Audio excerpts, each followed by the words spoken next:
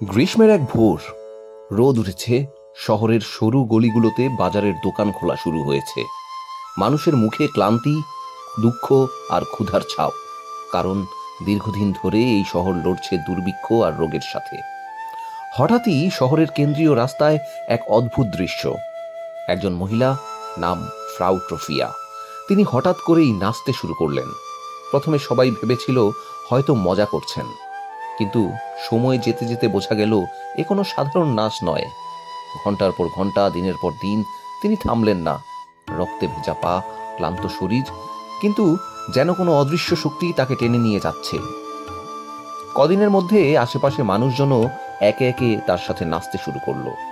শহরের লোকজন অবাক হয়ে দেখল 10-20 নয়, শত শত মানুষ এক নাচে মেতে উঠেছে। তারা হাসছে না, আনন্দ করছে না, তাদের মুখে ভয়, আতঙ্ক, যন্ত্রণার ছাপ। তবুও তারা নাচ থামাতে পারছে না। শহরের গির্জার ঘন্টা বাজতে লাগলো। মানুষ বলল এটা সেন্ট ভাইটাসের অভিশাপ। শহরের কর্তৃপক্ষ ভেবেছিল নাচ থামানোর একমাত্র উপায় হলো ওদেরকে নাচতে দেওয়া।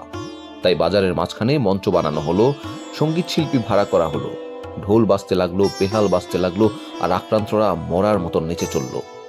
কেউ কেউ অজ্ঞান হয়ে পড়ল, কেউ আবার হৃৎপিণ্ড থেমে মারা গেল। তবুও নাচ থামল না। অবশেষে ক্লান্ত শহর সিদ্ধান্ত নিল ওদেরকে দূরের সেন্ট ভাইটাসের মন্দিরে নিয়ে যাওয়া হবে। পাহাড়ি পথে দুলতে দুলতে তারা গেল।